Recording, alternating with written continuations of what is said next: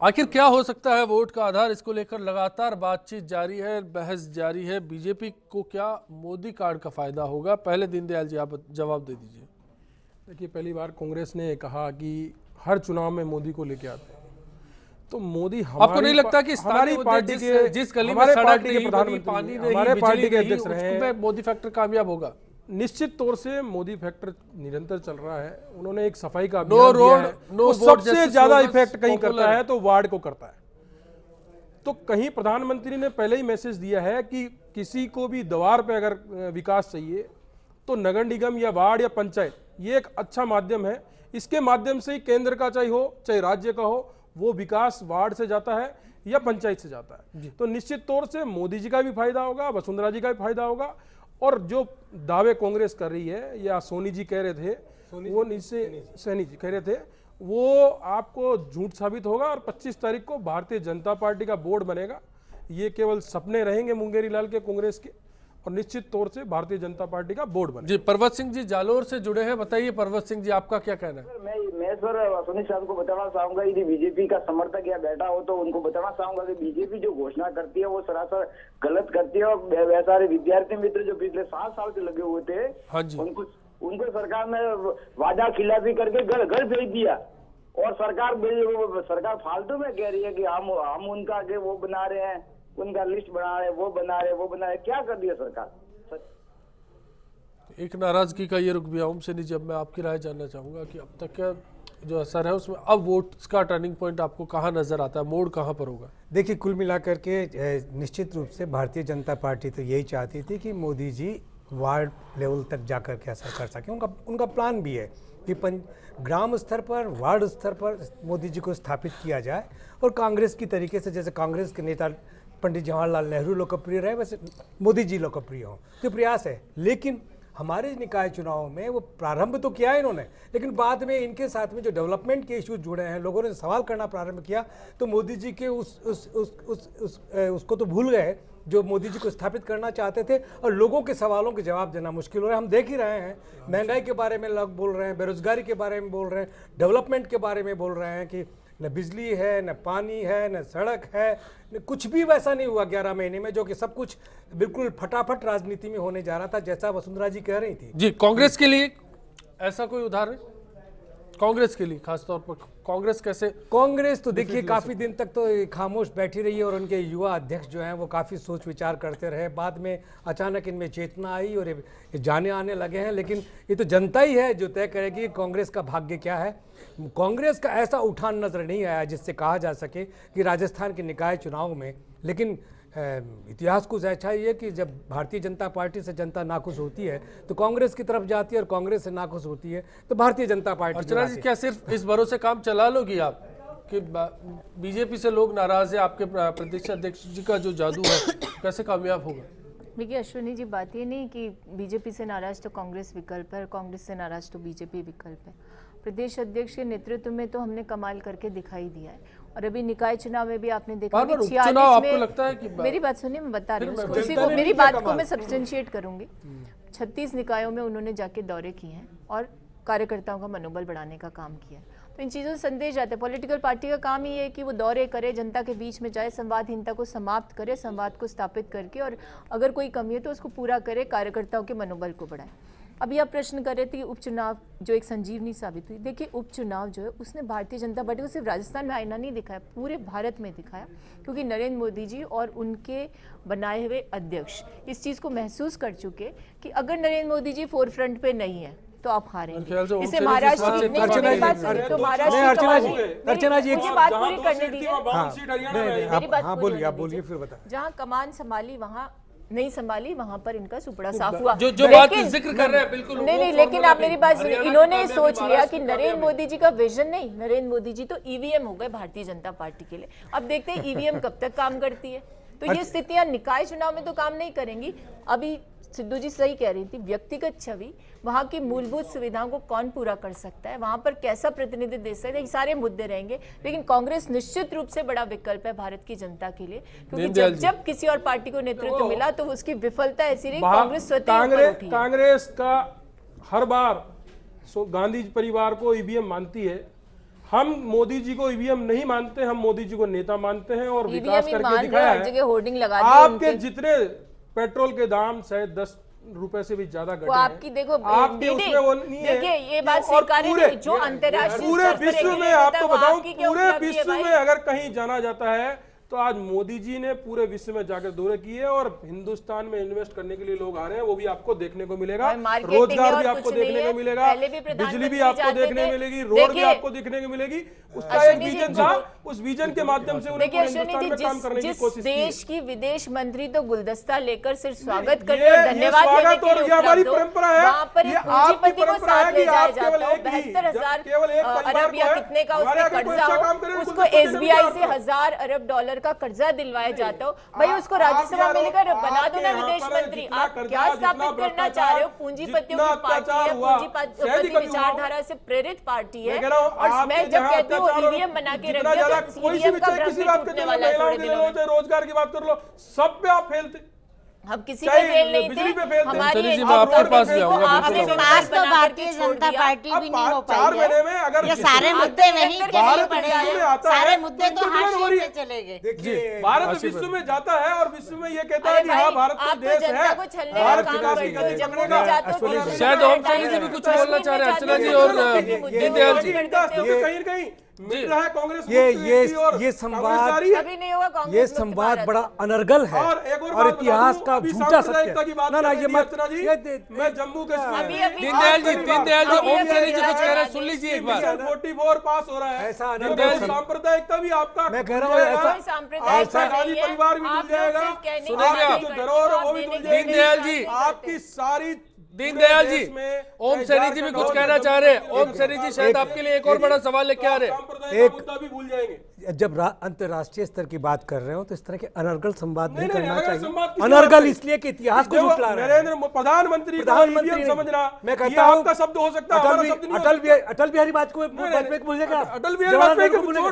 कौन क्या बोल- बोल रहे हैं आप? भूल रहे हैं। नहीं, आप नहीं, कहते हैं नहीं, मोदी अटल जी, बिहारी वाजपेयी मैं को कहता हूँ भूलने के लिए हिंदुस्तान की अटल पहचान बिहारी समाप्त ना अडवाणी इतिहास को भूले, बना आप दिया। को भूले। ये जो इस तरह के संवाद बोल करके हम गांधी इतिहास को परिवार जुटलाने को की अगर चेष्टा। सबसे ज्यादा गांधी परिवार नहीं होता, कांग्रेस गांधी जी को होती है। याद किया, गांधी जी को सम्मान दिया, बीजेपी ने दिया। आप तो केवल वोट बैंक की राजनीति के लिए सदा याद अरे करते भाई हैं। अभी तो युग ऐसे शुरू इतिहास हुआ है, के आपने अध्ययन युग को मत पुरुष पेश बना कीजिए, दिया, जो लोग आपने कहेंगे तो क्या महिमा बोल रहे मंडन हैं की आप? हत्या कर क्या दी। भारतीय जनता पार्टी को आपके रिप्रेजेंट तो कर रहे हैं यहाँ प्रदेश- पर? तो जो ठीक से राष्ट्रीय बताइए। अध्यक्ष है, वो ऐसे कौन में है? ऐसे बताइए कि संभावना से लेकर के आज आप तक कह जी ऐसा नहीं है, नहीं, आप गलत उसका पक्ष आप- नहीं लीजिए। आप- नहीं, पक्ष नहीं ले रहा आप मैं में- स्पष्ट करना चाहता हूं कि मुद्दों को, तथ्यों को सही तरीके से सामने तथ्य रखिए। की बात कर अंतर्राष्ट्रीय रहे हैं। स्तर पर हमारे देश को कैसे पहचाना जाता है, कब से पहचाना जाता है, किस रूप में नहीं, पहचाना जाता है? अंतर्राष्ट्रीय स्तर पर आप क्या कमाल- मोदी जी ने 4 महीने में पहचान नहीं दी?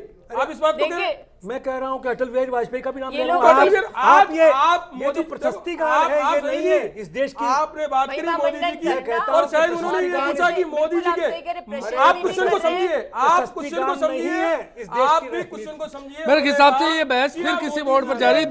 दो साथी हमारे साथ जुड़ गए जी। पालिका का चुनाव मैं कहता हूं प्रशस्ति गान के बिल्कुल, बारे में- अभिषेक जी हमारे साथ अजमेर से और नंदलाल कुमावत जी जयपुर से है। अभिषेक जी पहले आपके पास आते हैं, बताइए हाँ, मैं पूछना चाहता हूँ राज्य सरकार से जी। कि बेरोजगारों से जो वादा किया है 11 महीने बीत गए, अभी तक ना तो टेट परीक्षा खत्म हुई, ना रीट परीक्षा आयोजित हुई, और इसके अलावा केंद्र सरकार जो महंगाई खत्म करने का वादा कर जी। रही थी, आलू महंगे हैं, अभी तक भी 40-40 रुपए किलो बिक रहे हैं, महंगाई का कोई असर कम नहीं है।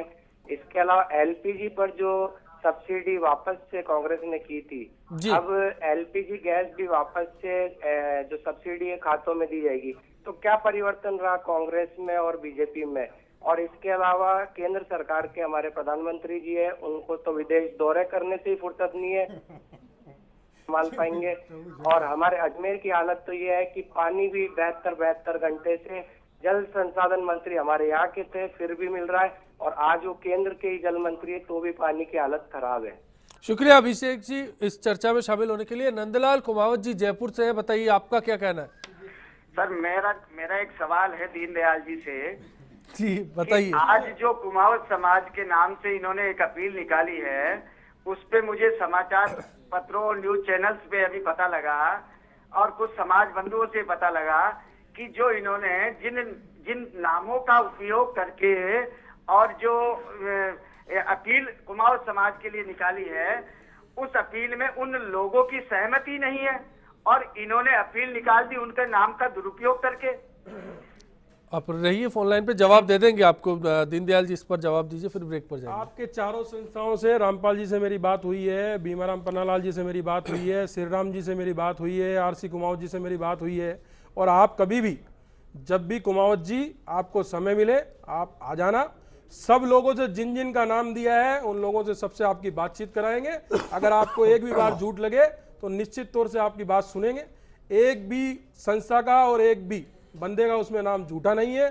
सब लोगों ने समर्थन किया है, उनसे बात होकर समर्थन किया, ये आपको बता सकता हूं। चलिए अब ब्रेक पर जा रहे हैं। ब्रेक पर जाने के बाद जब लौटेंगे तब इस बारे में बात करेंगे कि क्या रोजगार एक मसला हो सकता है। आखिरी दौर में ये बातचीत होगी और वोट का आधार क्या इस बार स्थानीय मुद्दों के साथ साथ कहीं ना कहीं पुराने वादे रहेंगे। नियमित जो एक सरकार का या अपने नगर निगम का जो एक काम है, कम से कम प्रॉपर ढंग से डे टू डे हो, जो हमारी समस्या है उनकी सुनवाई हर रोज हो।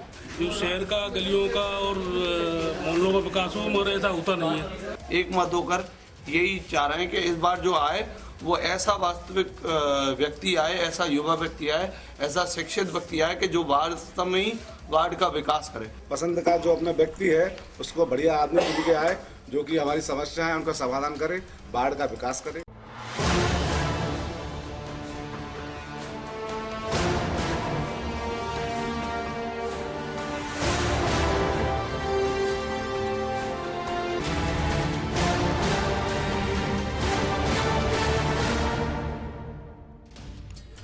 आज हमारा सवाल आपसे था कि क्या विकास कार्य की अपेक्षा में आप वोट करते हैं। आपका जवाब हमें मिला और इस जवाब के मुताबिक 29% दर्शक विकास कार्य की अपेक्षा में वोट करते हैं, जबकि 71% के वोट का आधार दूसरे मुद्दे हुआ करते हैं। एक बड़ी राय हमारे सामने निकलकर सामने आई है। उसके हिसाब से अगर देखा जाए तो 71% लोग अगर इस बार इस राय को आधार माना जाए तो वोट का मुद्दा कहीं और लेकर जाएंगे। खासतौर पर रोजगार ये मुद्दा हो सकता है, टर्निंग पॉइंट हो सकता है।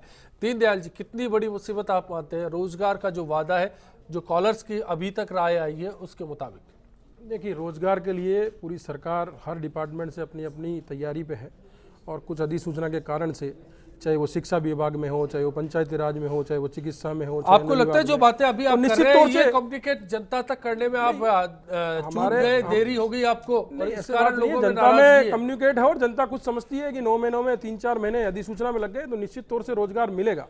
और डेवलपमेंट में भी ऐसी बात नहीं है। जो गड्ढे अभी बात कर रहे थे वो गड्ढे भी भरे जा रहे हैं, वो रोडें भी बननी जा रही है, बिजली में सुधार है, पानी में सुधार है। इन गड्ढों को भरने वाले लोग 29% है जो इस आधार पर वोट देंगे, बाकी तो और कसौटी पर परख रहे हैं आप? नहीं, निश्चित तौर से आप देखिएगा कि सब चीज़ों पे, चाहे वो सब सरकार को समझते हैं और ये भी जानते हैं कि कितना वक्त सरकार को मिला है और सरकार किस तरह बढ़ रही है, सरकार का विजन क्या है।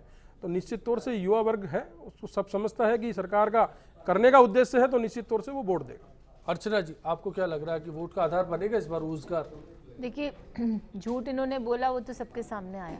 अब ये कह रहे हैं सड़क बनने वाली, हर चीज़ पीपीपी पे ले जाने के मानस इनका है। और आपने देखा निवेश के नाम पर कोई भी आकर्षित नहीं हुआ राजस्थान में। इन्होंने जो ग्राम कौन सी रथ योजना चला करके और जो सड़कें बनाने की बात की थी, वहाँ पर कुछ मटीरियलाइज नहीं हुआ। और जो भी इनके वादे हैं, कौन से रोजगार सृजन की बातें करें, कौन से डिपार्टमेंट है जिसने ये कहा है कि हम नौकरियां शुरू करने वाले हैं। इन्होंने तो प्रमोशंस पर भी राइडर लगा दिया।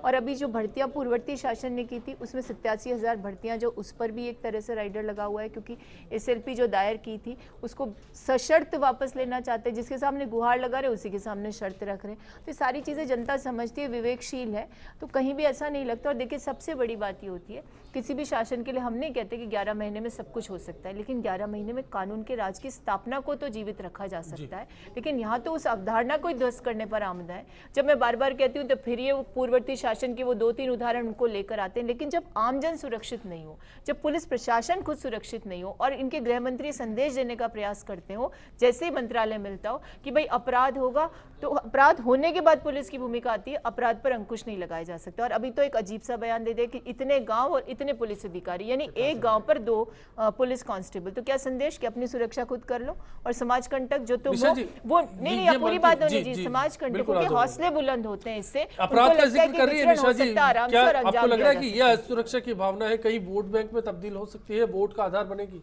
बिल्कुल, जब विधानसभा के चुनाव थे तो भारतीय जनता पार्टी ने अपना संकल्प पत्र पेश किया था जनता के सामने, जिसमें रोजगार भी एक बड़ा मुद्दा था कि हम इतना रोजगार पैदा सर्जन करेंगे और देंगे युवाओं को। और दूसरा, महिला सुरक्षा भी बहुत बड़ा सवाल था उस वक्त। सव्याम भारतीय जनता पार्टी से जुड़ा हुआ महिला मोर्चा हर जगह पे ये बात कहता था। जो अभी हमारी मुख्यमंत्री जी हैं वो भी ये बात कहती थी कि चुल्लू भर पानी में डूब मरना चाहिए मुख्यमंत्री को, जो महिलाओं की सुरक्षा नहीं कर सकते। चैन स्नैचिंग बड़ा मुद्दा था, उसमें से कुछ भी नहीं रुका है। वृद्धि पहले भी हुई महिला अपराधों में, हम देख रहे हैं कि अभी भी उतना। इससे ज़्यादा नंगा तांडव क्या होगा कि महिला को दिन दहाड़े नंगा कर दिया, उसके बाल काटे गए, उसका मुंह काला कर दिया, गधे पे 5 घंटे तक 2 किलोमीटर के दायरे में इधर से उधर उसको घुमाते रहे, उसकी जान के लाले पड़ गए, उसके परिवार को मरने मारने की नौबत आ गई। इसके अलावा छोटी बच्चियों के साथ जो हिंसा हो रही है, रेप हो रहा है, वो नहीं रुक पा रहा है। जो स्वतंत्र प्रोटेक्शन ऑफिसर्स डेप्यूट करने थे राज्य सरकार ने, वो अभी तक नहीं किए हैं, वो भी एक बड़ा इशू है। तो महिलाएं भी समझ रही हैं, पब्लिक भी समझ रही है कि उनको वोट किस मुद्दे पे देना है। मैं फिर कह रही हूँ कि ये मिले जुले बात रहेगी। बार बार सवाल मोदी जी का आता है, तो मोदी जी भारतीय जनता पार्टी के आइकॉन हो सकते हैं, लेकिन जब वो एक बहुत बड़े हॉस्पिटल का उद्घाटन करते हुए ये बात कहते हैं कि गणेश जी के जो हाथी का सिर काट के लगाया गया वो उस वक्त की सर्जरी थी और उपलब्धि थी, वो उपलब्धि नहीं थी। उसके बाद तो डॉक्टरों की जो खोज है, और खोज के बाद वो किसी अच्छे सर्जन से और प्लास्टिक सर्जन से पूछिए जरा, तो वैज्ञानिक सोच जो आर्टिकल 51 भारतीय संविधान का कहता है कि वैज्ञानिक सोच को आगे लाएंगे, हम उसके लिए प्रतिबद्ध हैं। कोई भी सरकार हो, चाहे यूपीए की सरकार रही हो, चाहे अभी एनडीए की सरकार हो, जो भी कोई हो, वो प्रतिबद्ध हैं उस संविधान से। लेकिन झूठ मूठ की और किस्से कहानियों से इस देश का विकास नहीं हो सकता। वो स्थानीय निकाय के चुनावों के ऊपर भी है। तो इसलिए महिला सुरक्षा भी बड़ा सवाल है। और महंगाई, जो एक भाई बोल रहे थे 40 रुपए किलो आलू, कमर टूट रही है लोगों की जी। और बढ़े हुए दाम अभी खाते में तो कब आएगा जन धन योजना के माध्यम से, लेकिन पब्लिक तो अब पिस रही है। तो वो सारे सवाल इन चुनावों के बीच में रहेंगे। उसी को ध्यान में रखते हुए मुझे लगता है जनता वोट करेगी। ये एक बड़ा आधार। मैं कंक्लूजन कमेंट आपसे चाहूँगा ओम सैनी जी। देखिए, कुल मिलाकर के मुझे लगता है कि महंगाई नंबर 1, बेरोजगारी नंबर 2, कानून सुरक्षा नंबर 3, और भारतीय जनता पार्टी के जो स्थापित और सम्मानित नेता है उनको लेकर के जिस तरीके का अपमानजनक रवैया संगठन ने अपनाया, उसके नतीजे भारतीय जनता पार्टी को इस चुनाव में भुगतने पड़ेंगे। लोग उसी तरीके से मतदान करेंगे। घनश्याम तिवारी या नरपत सिंह राजवी जैसे या राजेंद्र राव जैसे वरिष्ठ लोगों को जिस तरीके से दरकिनार किया है, उनकी नाराज़गी के साथ में जो लोग मैदान में उतरे हैं वो निश्चित रूप से पार्टी को नुकसान पहुँचाएंगे। महंगाई तो है ही, बेरोजगारी है ही, कानून और सुरक्षा का सारा सीन हमने देखा ही है। तो ये सब चीज़ें हैं जो मुद्दा बनेंगी। सफाई का, इन सब का सिलसिला में मुझे लगता है कि गौण हो जाएगा और लोग मतदान इन्हीं मुद्दों के साथ में करेंगे। जी चलिए, आप सभी इस चर्चा में शामिल हुए, आपका बहुत बहुत शुक्रिया। आपसे इसी उम्मीद के साथ आज विदा लेंगे कि आने वाला कल आपके लिए आज से बेहतर साबित हो। नमस्कार। आज बिग फाइट में इतना ही। जरूर वोट देने जाइएगा, वोट आपका अधिकार है। निकायों की सरकार, शहर की सरकार आप कल चुनेंगे। और सुबह से लगातार आप कवरेज देख सकते हैं फर्स्ट इंडिया पर शहर की सरकार को लेकर, और उसके बाद शाम को मत देखना भूलिएगा सबसे पहले जो नतीजे हैं उनका आकलन फर्स्ट इंडिया पर। आज इतना ही। एक गीत के साथ आपको छोड़ जाते हैं। नमस्कार।